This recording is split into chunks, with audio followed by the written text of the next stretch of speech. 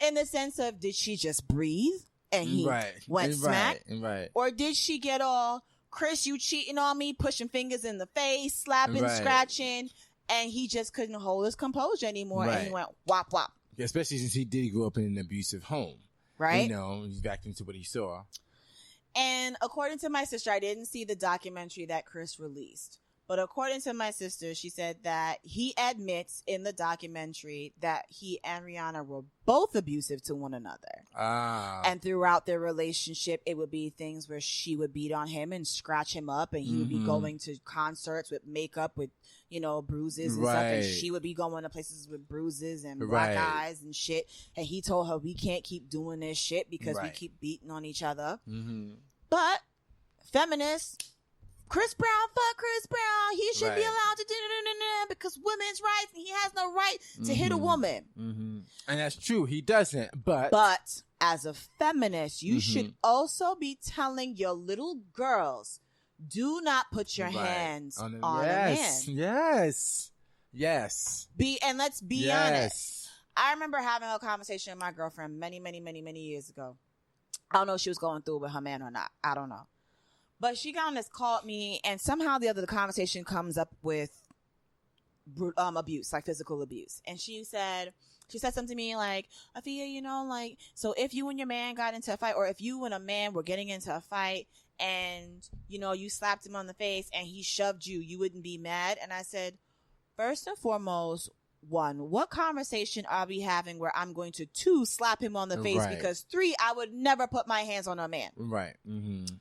She's like, well, you know, what if he was telling you something, maybe something about cheating? I said, even if he's talking to me about cheating on me does not entitle me to slap a man in the face. No, it's the truth. That shit does not entitle me to slap a man in the face. And then she goes on to say, well, you know, but what if he's big and brolic? He shouldn't hit you back. I said, if he's big and brolic, why the fuck are you putting your hands on him to begin with? Why would you do that? And of course, here's her mentality. Well, you know, men should never hit women. And I then responded to her, let me tell you something. My mother always said to me, and she will continue to say this, yeah, men shouldn't hit women. They should never put their hands on women. But my mother will say to me, and this is not a pick-me thing to say, it's a respect and should be the feminist thing to say.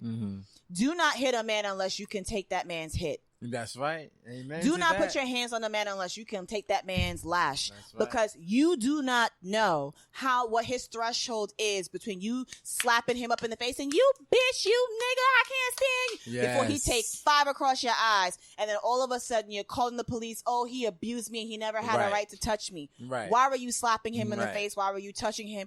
Let's stop acting like women don't physically abuse men. Let's stop acting like women don't mentally abuse men and emotionally abuse men. And then guess what? Men are bitches and pussies if they are emotionally attacked by women. Right?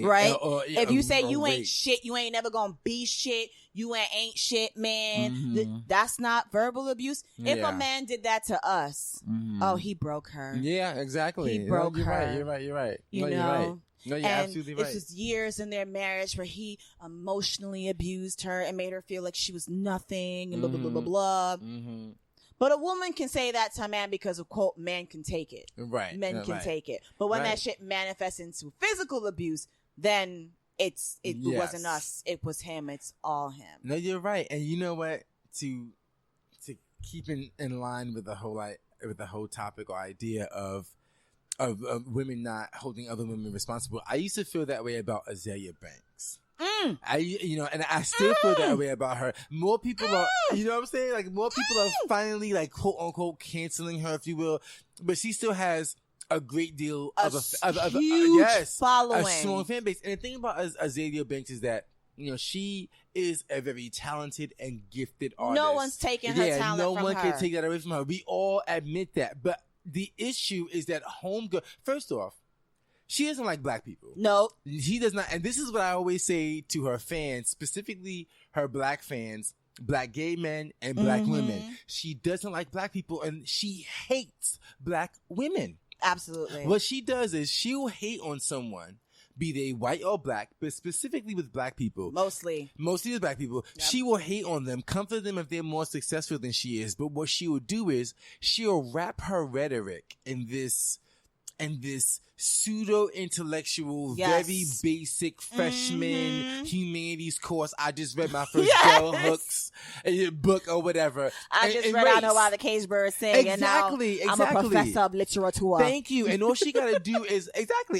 house her hate in something racial or gender specific, and then there are people out there, oh, but she's telling the truth, and she be doing that, or whatever. And I'm like, her point of view she may have a point.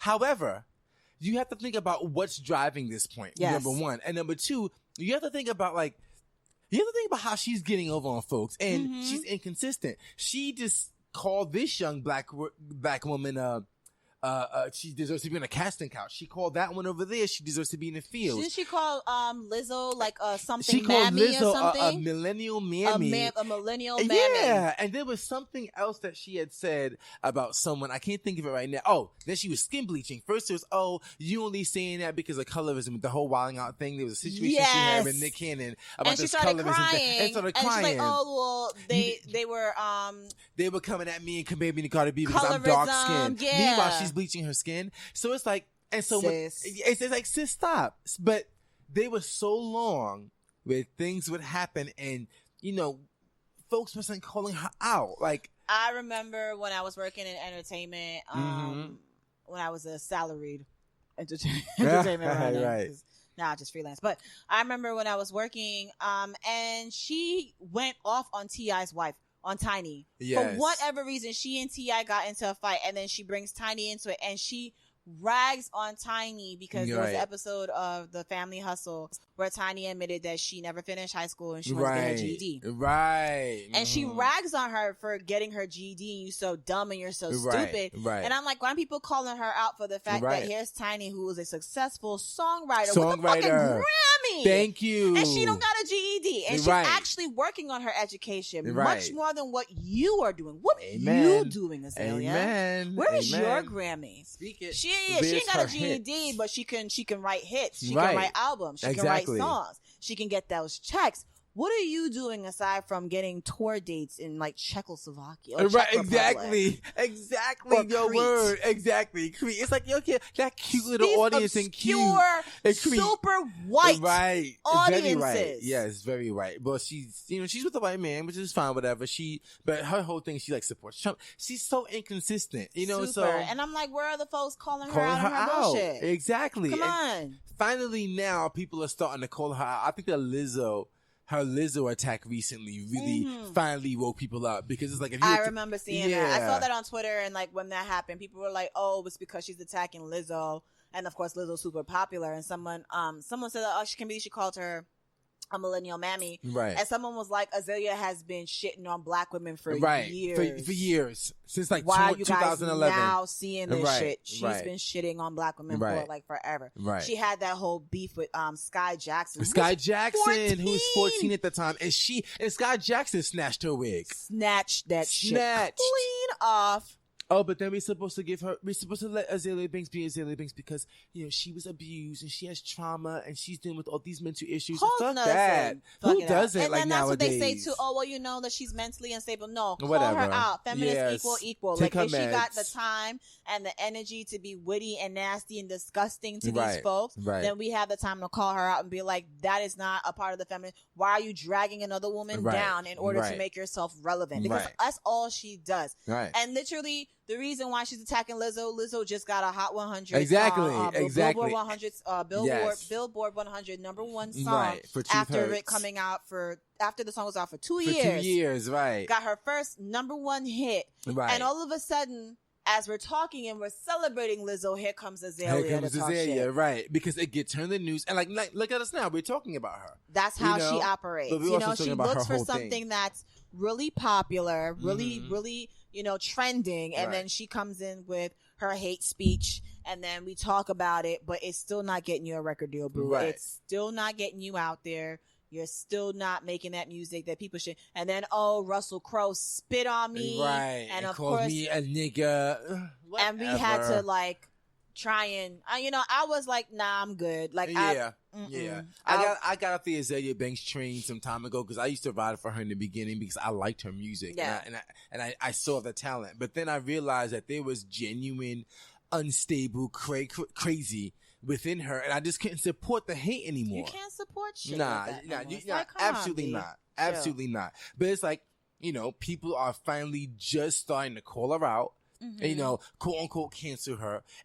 But for a long time, she wasn't getting called out. No. And mainly from women and black women. I really wanted black women to be the ones to take her to task because, as a black man, you got to sort of tread that lightly and let women handle women. Let black women handle black women, especially, And because it should be that way. And that was my point. But if you're not going to do nothing, I have to say something.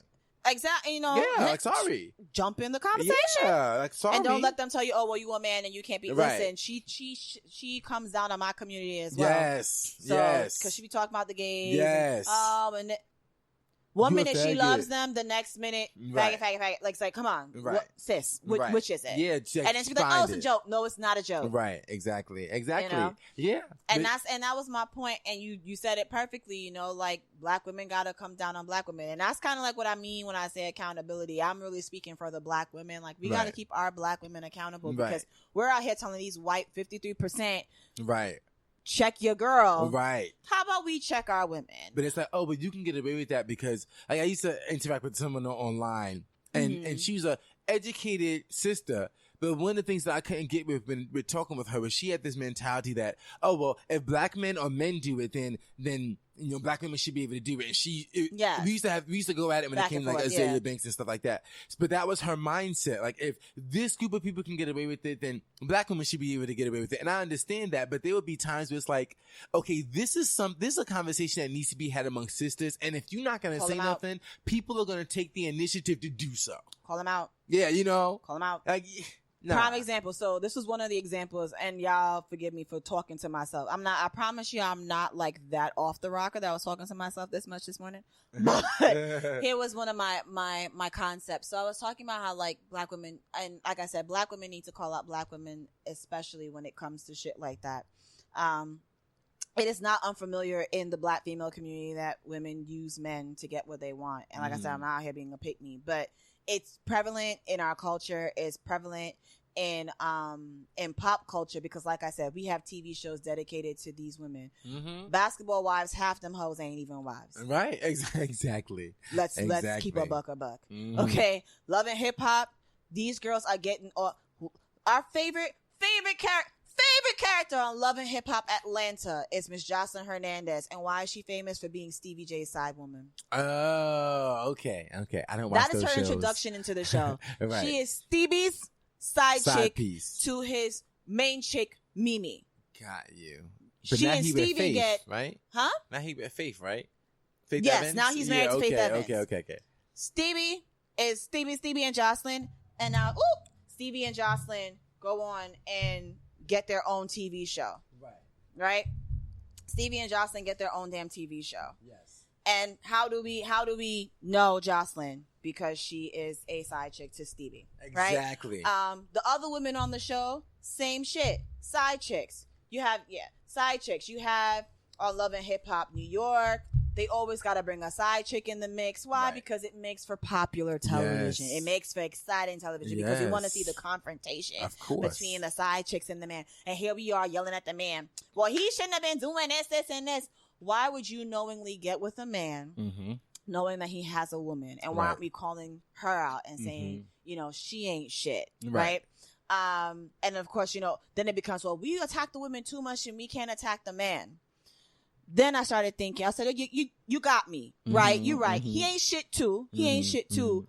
But 10 times out of 10, let's say 10, 8 times out of 10, the woman knows that the man has another woman. This is true. And as she knows that he has a main woman in his life, and you come into this, you knowingly put yourself in this position, knowing he ain't shit. Right. Understanding that you can be that main chick someday with him having a side woman on you. This is what you purposely get into. And why would you want that for yourself? That's not feminism. No.